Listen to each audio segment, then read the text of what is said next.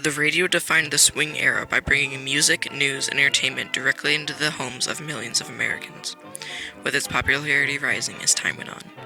Although the radio was a wonderful and influential positive step used in communication, one of the issues with the radio that is still being discussed today is that in some areas of radio broadcasts, the First Amendment isn't being upheld.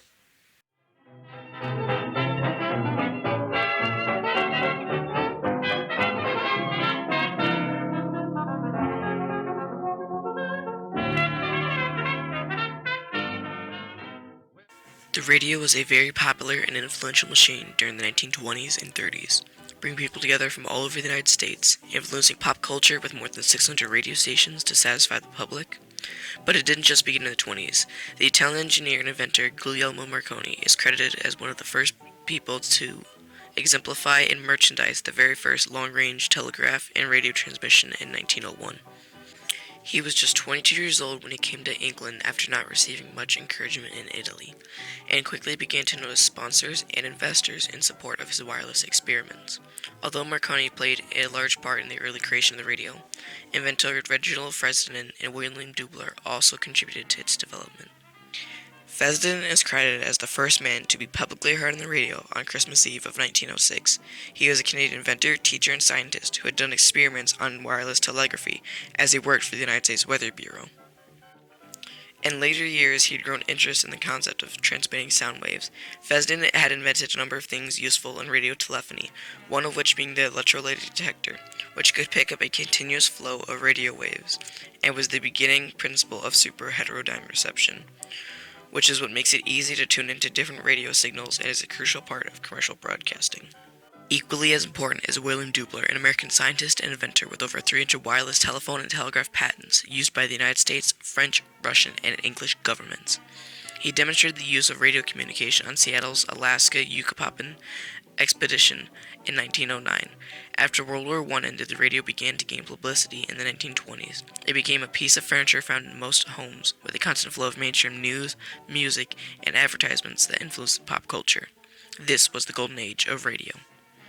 The invention of the radio wasn't just responsible for entertainment. It has and still continues to save many people's lives with its fast capability in spreading news and information. Anything from a natural disaster to an armed conflict. The creation of the radio was a wonderful and impactful invention. One of the issues with the radio that is still being discussed today is that in some areas of the radio broadcast, the First Amendment isn't being upheld.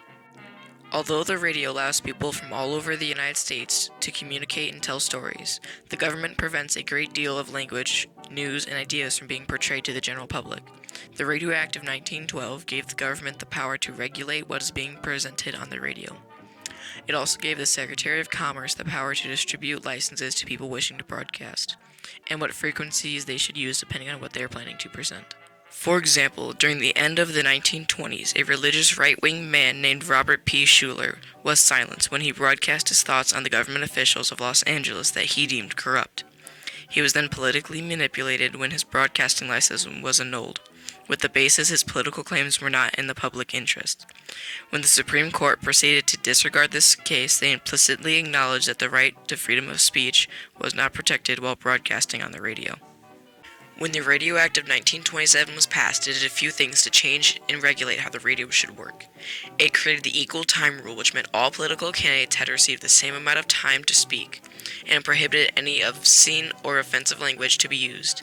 But the act also introduced the Federal Radio Commission, or the FRC, which later became the Federal Communication Commission in 1934, which was composed of 5 commissioners chosen by the president to assign specific radio frequencies to broadcasters due to the limited airspace, and it also gave them the power to deny applications if need be. In the early 1920s, President Warren G. Harding would be the first president to have their voice publicly transmitted by radio. And 3 years later, President Calvin Coolidge would give the first radio-specific address. Nearly half a decade later, in 1929, Herbert Hoover became president. The stock market was climbing to unprecedented levels, and some investors were taking advantage of low interest rates to buy stocks on credit, pushing prices even higher. After President Hoover had finished his term, President Franklin D. Roosevelt was elected. Starting in March 1933 and continuing throughout the years of the Great Depression, he gave his famous Fireside chats, where an average of 60 million people would tune in, and he would do his best to comfort the people of the United States. A listener of the time, it would have sounded like this. Ladies and gentlemen, the President of the United States. My friends, I want to talk for a few minutes with the people of the United States about banking. To talk with the comparatively few who understand the mechanics of banking, but more particularly with the overwhelming majority of you who use banks for the making of deposits and the drawing of checks. I want to tell you what has been done in the last few days and why it was done and what the next steps are going to be. During the 1930s, the popularity of radio increased, with more than 40% of people in the United States owning radios, and only a decade later that number doubling to 83%. During the same time, radios were made smaller and became more affordable using batteries instead of cords. Most families owned one and would enjoy listening to hundreds of ongoing programs, including soap operas such as Ma Perkins. Ma Perkins, girl's greatest morale booster. Oh, what time is it? Oh, no, Spencer probably won't be here till after 6. He's going to... Children's programs such like Little Orphan Annie. I say, she's an awful good teacher too, Joe. You bet she is. And science fiction programs like the famed Flash Gordon. Failing in an attempt to escape from the land of Titans, when it is invaded by King Torok of the Iron Kingdom, Flash Gordon and Grego are sentenced to death in a pit of molten iron. Families and their neighbors loved these shows so much that they would clear an entire room to cram 50 or more people and to listen to music, dramas, and they gave Americans the much-needed distraction during the Great Depression. The setting of one dial brings music. Another, the morning's news bulletins. A housewife turns to shopping hints. Another makes notes of a new recipe. A man gets the day's market trends or latest sports reports. Or a shut-in smiles and relaxes to that morning word of cheer. Since the invention of the radio in the 1920s, its use and popularity has changed significantly. The use of the radio has branched out from large devices in your home and in public spaces to things like the smartphone. Apps like Pandora, Apple Music, and Spotify have all allowed people to listen to music and radio whenever and wherever they want.